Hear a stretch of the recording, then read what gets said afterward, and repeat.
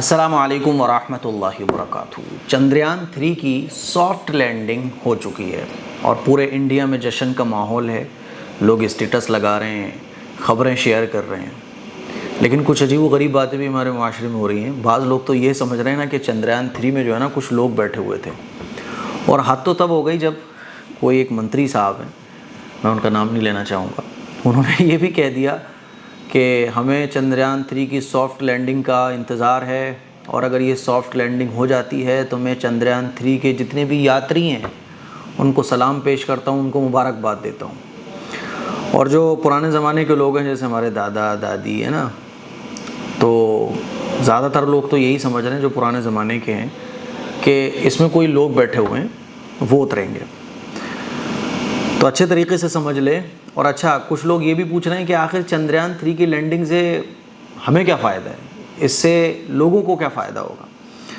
तो सबसे पहले तो आप ये समझ लो कि चंद्रयान 3 जो है ना, इसमें कोई लोग नहीं बैठे हुए जो चंद्रयान 3 की सॉफ्ट लैंडिंग होने के बाद उसमें से उतरे हुए, ऐसा कुछ भी नहीं है। चंद्रयान 3 जो भेजा गया था वो ऐसा था जब भेजा गया था, फिर जैसे जैसे ये आगे बढ़ा इसमें से जो पार्ट्स हैं वो कट होते रहे, और आखिर में ये बचा विक्रम लैंडर, जिसको आप स्क्रीन पर देख रहे हैं। ये विक्रम लैंडर है, और ये विक्रम लैंडर की सॉफ्ट लैंडिंग हुई, ठीक है, चांद पर। और इसके अंदर फिर एक रोबोट है, देखो आप स्क्रीन पर देख रहे हो ना, तो ये जो रोबोट आ रहा है ये एक मशीन है, असल में एक मशीनरी सिस्टम आप इसको कह सकते हैं, और इसका नाम है प्रज्ञान रोवर। ये उतरा, इसमें 6 पहिए लगे हुए हैं। अब ये क्या काम करेगा, असल यही है जो 700 करोड़ रुपया खर्च करके जो चंद्रयान 3 को भेजा गया है चांद पर, तो असल तो यही मशीन है जो निकली है।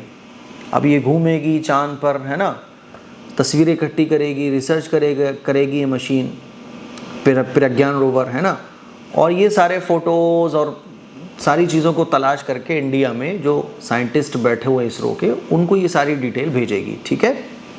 तो असल ये है, भेजा क्यों गया है इसको, तो चांद पर क्या क्या है, और चांद पर क्या ऑक्सीजन है, चांद पर क्या पानी है। अगर ऑक्सीजन और पानी चांद पर मिल जाता है तो चांद पर इंसान का जाना मुमकिन होगा, ठीक है। तो इससे हमें क्या फ़ायदा होगा, देखो ऑक्सीजन और पानी अगर मिल जाता है तो चांद पर बहुत सारी ऐसी चीज़ें हैं जो इंसानों के फ़ायदे के लिए हैं। और आप एक मोटी सी बात ये समझो कि आजकल जो है ना, इंटरनेट का ज़माना है। अगर कोई मुल्क इंटरनेट से पीछे हो तो वो कामयाबी में भी पीछे हो जाता है ऑटोमेटिक, मोटी सी बात है।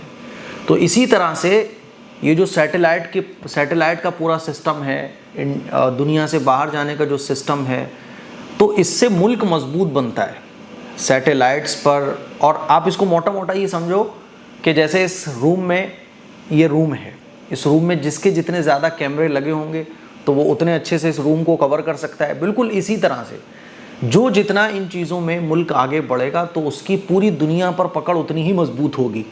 बात समझ आ रही है। तो ये एक प्रोग्रामिंग सिस्टम है पूरा, जिसमें हर मुल्क आगे बढ़ना चाहता है। जो मुल्क जितना आगे बढ़ेगा वो उतना पावरफुल कहलाएगा। तो इससे मुल्क मजबूत होता है, और जाहिर सी बात है जब मुल्क मजबूत हो और हुकूमतें ईमानदार हो तो अवाम को भी फ़ायदा पहुँचता है। बहरहाल चंद्रयान 3 की सॉफ्ट लैंडिंग हो चुकी है, और कुरान मजीद की एक आयत मुझे याद आ रही थी, वसख्खर लकुमुश-शम्स वल-क़मर दाइबैन। अल्लाह ताला फरमाता है कि तुम्हारे लिए हमने चाँद और सूरज को मुसख्खर कर दिया जो चलते रहते हैं। वसख्खर लकुमुल-लैल वन-नहार, और हमने तुम्हारे लिए दिन और रात मुसख्खर कर दी है। अल्लाह ताला ने ये पूरी कायनात, चाँद, सूरज, चरिंद, परिंद, दरिंद, सब इंसानों के लिए बनाए।